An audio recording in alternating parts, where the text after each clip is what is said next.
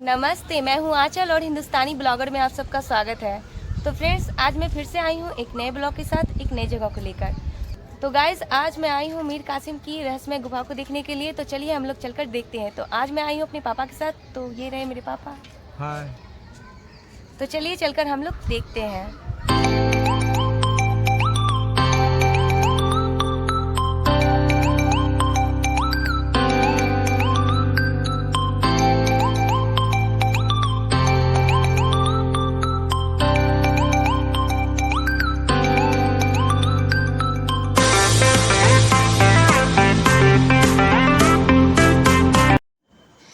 Friends, आज हम लोग मुंगेर के ऐतिहासिक और रहस्यमय धरोहर को देखने जा रहे हैं।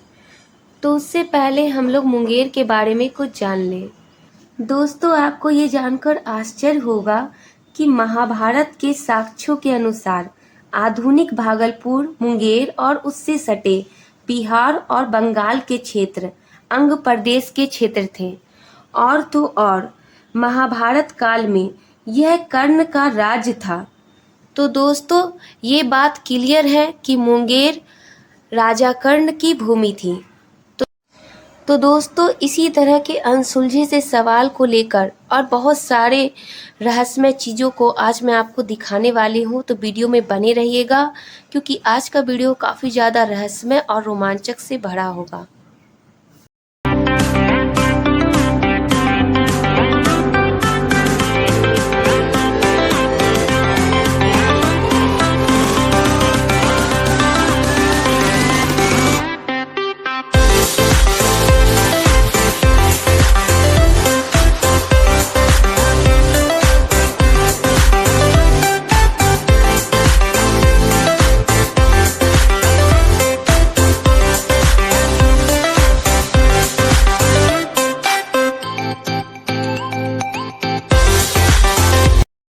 तो गाइस, आज मैं जा रही हूँ कृष्ण वाटिका, जिसे हम लोग मीर कासिम की रहस्यमय सुरंग भी कहते हैं, और जो कि रहस्यमय है मुंगेर वासियों के लिए और पूरे देश के लिए।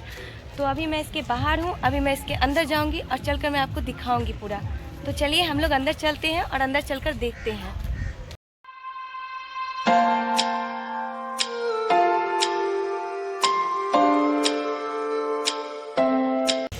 तो गाइस, जैसा कि आप देख सकते हैं, अभी हम लोग बाहर में हैं और ये है गेट। यहाँ पर कृष्ण वाटिका लिखा हुआ है, ऊपर साइड में लिखा हुआ है। और अभी हम लोग अंदर चलने वाले हैं और अंदर चलकर मैं आपको भी दिखाने वाली हूँ। तो चलिए अंदर चलते हैं।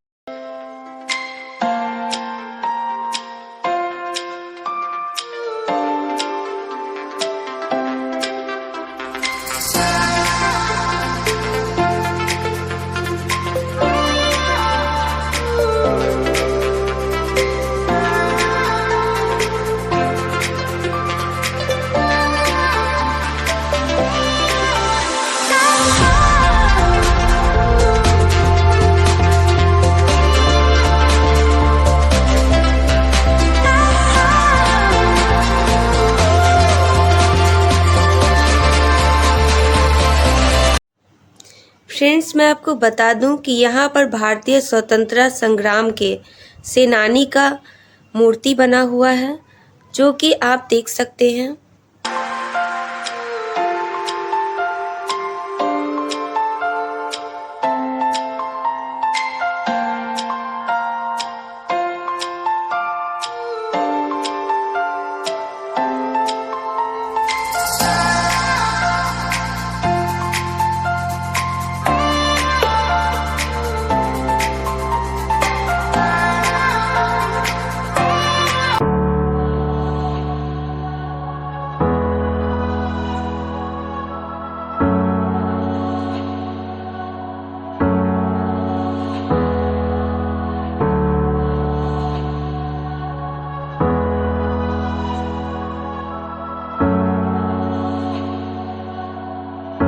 तो गाइस, जैसा कि आप देख सकते हैं, अभी हम अंदर आ चुके हैं।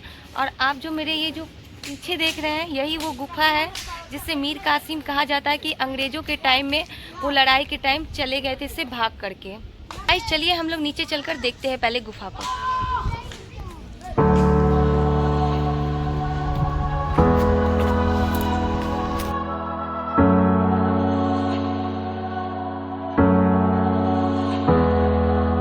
दोस्तों आपको ये जानकर आश्चर्य होगा, मीर कासिम का मुंगेर से काफी लंबा इतिहास रहा है। 1760 में उन्हें ईस्ट इंडिया कंपनी बंगाल का नवाब बनाया गया था और षड्यंत्रमय वातावरण से खुद को बचाने के लिए और खुद को दूर रखने के लिए उन्होंने पश्चिम बंगाल के मुर्शिदाबाद से अपना राज्य मुंगेर स्थानांतरित कर लिया, जबकि 1760 से 1764 तक वे ईस्ट इंडिया कंपनी बंगाल के नवाब रहे। दोस्तों मैं आपको बता दूं कि मुंगेर में ये जो ऐतिहासिक स्थान है, ये जो धरोहर है, आज भी लोगों के लिए आकर्षण का केंद्र बने हुए हैं।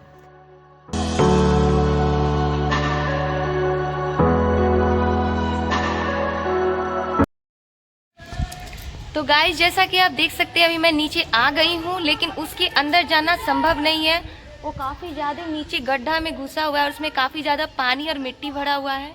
लेकिन वो जो आप देख रहे हैं उस सुरंग का वो जो साइज आप देख रहे हैं वो काफ़ी ज़्यादा नीचे तक है। जैसे कोई दरवाज़ा रहता है, जिस तरह से घर में गेट वगैरह रहते हैं, राजा महाराजा के रहते हैं, उसी तरह से वो है। लेकिन वो अभी मिट्टी द्वारा या बहुत सारी गंदगी से वो पूरी तरह से भर चुका है और वो पैक हो गया है। तो गाइस इसके बारे में कहा जाता है कि ये मीर कासिम की गुफा है, जो कि इससे मीर कासिम अंग्रेज़ों के टाइम जब लड़ाई हुआ था तो वो भाग गए थे इससे। तो कहा जाता है कि इसका काफ़ी जगह रास्ता निकलता है, 2-3 जगह, लेकिन मेरे ख्याल से ये रास्ता काफ़ी जगह ये निकलता होगा, लेकिन गवर्नमेंट इस पर बिल्कुल भी ध्यान नहीं दे रही है और इसे पार्क के रूप में बना दिया गया है। ये एक रहस्यमय गुफा है, एक धरोहर है मुंगेर की, जिस पे गवर्नमेंट को ध्यान देना चाहिए और इस सुरंग को खुदवाना चाहिए। इसके अंदर देखना चाहिए कि इससे कहाँ कहाँ रास्ता जाता है और ये रास्ता कहाँ कहाँ निकलता है। कहा जाता है कि इस सुरंग का जो रास्ता है एक गंगा तट पर निकलता है और एक पीर पहाड़ पर भी निकलता है। तो ना जाने ये रास्ता कहाँ कहाँ निकलता है। इस रास्ते के बारे में आपको बता दूं, इस सुरंग के बारे में एक और बात जो आपको शायद मालूम नहीं होगा।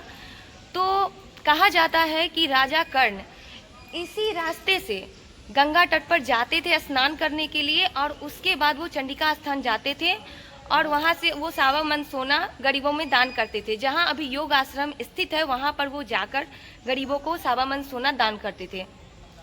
तो अगर हम राजा कर्ण की बात कर रहे हैं, इसका मतलब महाभारत काल का बात कर रहे हैं। इसका मतलब जिस टाइम श्री कृष्ण थे उस टाइम का बात हम लोग कर रहे हैं। तो गाइस उस टाइम ऐसा होता था कि अब उस टाइम इस तरह का सुरंग कैसे बनाया गया, किस औजार से बनाया गया। अगर औजार से बनाया गया तो औजार कहाँ है, सोचने वाली बात है। और ये भी सोचने वाली बात है कि उस टाइम ऐसा होता था ना कि कहा जाता था शब्द वेदी बांध चलता था, शब्द वेदी बांध। तो शब्द वेदी बांध द्वारा इसे बनाया गया है। उस टाइम जादू वगैरह होते थे, उस टाइम शब्दों द्वारा मतलब कि शब्द द्वारा शब्द वेदी बांध छोड़ा जाता था तो कुछ से कुछ हो जाता था। एक तरह से जादू होता था, एक तरह मैजिक। तो क्या इसके नीचे इतना जो सुरंग बनाया गया है कि वाकई में इसमें मजदूरों द्वारा इसे बनाया गया होगा। उस टाइम सीमेंट बालू भी नहीं था। तो ये जो इतना चौड़ा लंबा चौड़ा जो दीवार है इस तरह का जो आप देख रहे हैं, ये किस तरह के पत्थर से बना गया है या फिर किस मिट्टी से बनाया गया है, इसकी जाँच होनी चाहिए। क्या है इसके अंदर इस तहखाने में, क्या इस तहखाने के अंदर से कहाँ कहाँ रास्ता जाता है और क्या इसके अंदर खजाना है या क्या है, इस बात को जानने के लिए इसकी खुदाई होनी चाहिए। तो गवर्नमेंट को इस पर ध्यान देना चाहिए। तो चलिए फ्रेंड्स, आगे मैं बहुत कुछ है आपको दिखाऊंगी और बाकी सारा बात मैं आपको वीडियो में ही बताऊंगी। तो चलिए आगे चलते हैं हम लोग।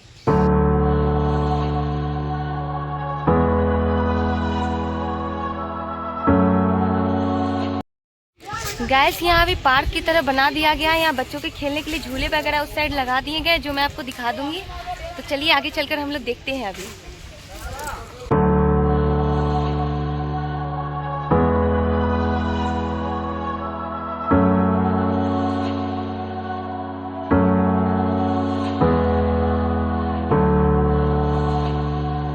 दोस्तों मैं आपको बता दूं कि बरसात के टाइम यहाँ पर पूरी तरह से पानी भर जाते हैं ऊपर तक और इसमें मछलियाँ ढेर सारी आ जाती है।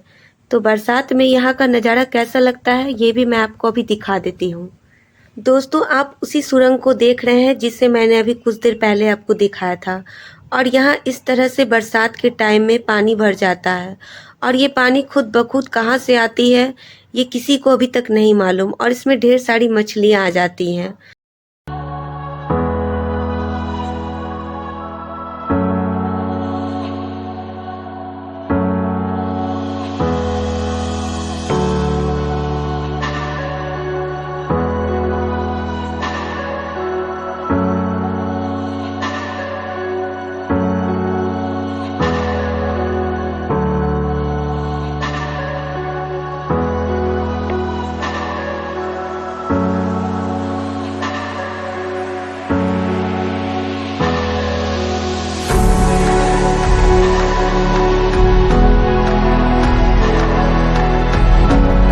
आप जो मेरे पीछे ये देख रहे हो उस साइड वो कष्टर्नी गंगा घाट है और जस्ट उसके सामने में ये मीर कासिम की सुरंग है और इस साइड आप देख सकते हैं ये कब्र है दो जो कि मीर कासिम के बेटे और बेटियों की है ये कहा जाता है, तो वो भी मैं आपको दिखा देती हूँ।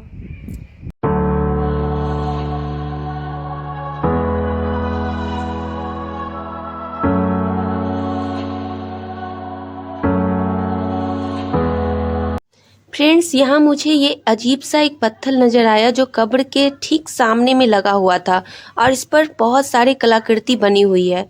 मुझे ये नहीं समझ में आया कि क्या सभी कब्र पर इस तरह के पत्थर बने रहते और अगर हाँ तो ये दोनों कब्र पर इस तरह के पत्थर क्यों नहीं है, इसी पर सिर्फ ये क्यों है।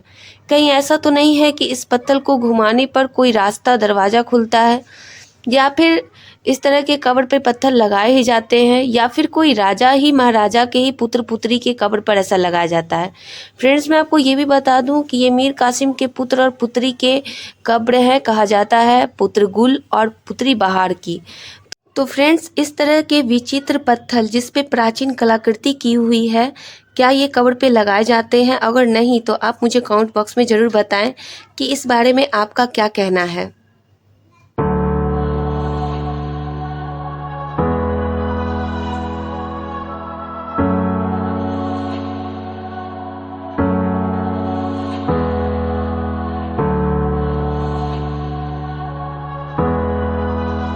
यहीं के एक भैया है निवासी जो कि अभी मुझे मिले हैं, तो इनसे भी जानते हैं यहाँ के बारे में कुछ।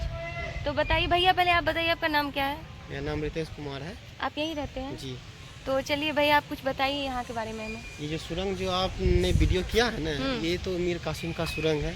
अच्छा। ये बंगाल के नवाब मीर कासिम थे, उन्हीं का यहाँ पे सुरंग बनाया गया था। सुरंग बनाया गया। ये जो स्मारक देख रहे हैं ना, ये उनका बेटा बेटी का है। अच्छा। जो कि अंग्रेजों ने गोली मार ये जो अभी हम लोग इधर इस साइड कब्र देख रहे हैं।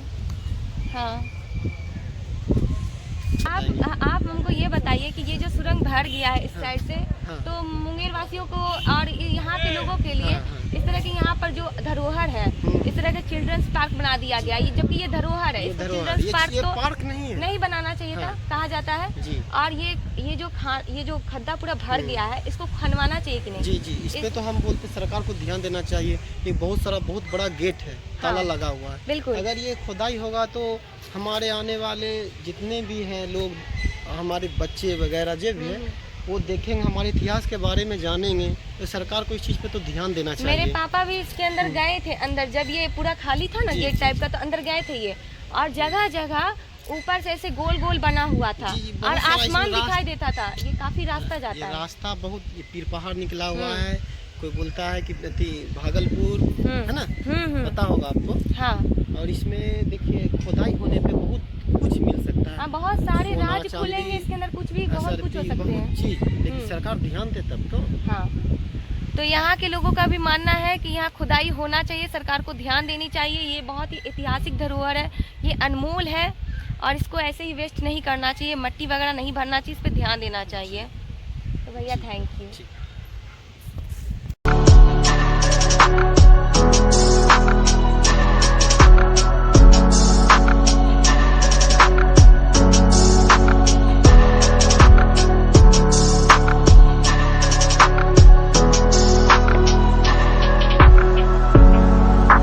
कहते हैं ना कि जानकारियाँ अगर आपको इकट्ठा करनी है तो पहले आप अपने पिताजी से, अपनी माता से, अपने पूर्वजों से, अपनी दादी नानी से इकट्ठा करो।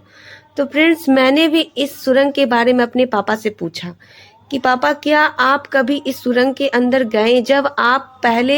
जब हम लोग नहीं थे तो आप थे तो आप देखे होंगे कि वहाँ क्या था। तो मेरे पापा ने कहा कि मैं इस सुरंग के अंदर गया था अंदर, लेकिन जब मैं थोड़ी ही अंदर गया था, जब इसका दरवाज़ा काफ़ी खुला हुआ था, काफ़ी बड़ा था, तो मैं इसके अंदर गया था तो मैंने देखा थोड़ी दूर जाने के बाद कि काफ़ी अंधेरा था और ऊपर जो हमारा छत होता है उस अंदर में छत जो था उसके अंदर का एरिया, उसके ऊपर गोल गोल गड्ढा टाइप का बना हुआ था और उससे सीधा डायरेक्ट आसमान का लाइट सुरंग में प्रवेश करता था।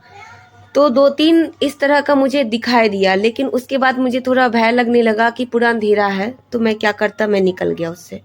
तो फ्रेंड जैसा कि मेरे पिताजी ने मुझे बताया उस अनुसार से मैं आपको बता सकती हूँ कि यहाँ पर इस तरह से गोल गोल सुरंग में ऊपर की ओर गोल गोल गड्ढे बने हुए हैं, जिससे कि आसमान का लाइट डायरेक्ट गुफा के अंदर जाता है और इसके अंदर कोई बल्ब वगैरह नहीं है, कोई भी लाइट नहीं है, कुछ भी नहीं है।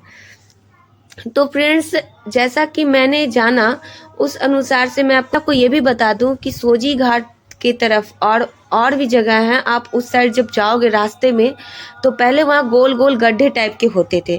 तो क्या वो वही सुरंग के ऊपर के भाग थे जिससे आसमान की रोशनी नीचे जाती थी? लेकिन गाइस अभी उस गड्ढे को भर दिया गया है रोड बनाने के साथ साथ।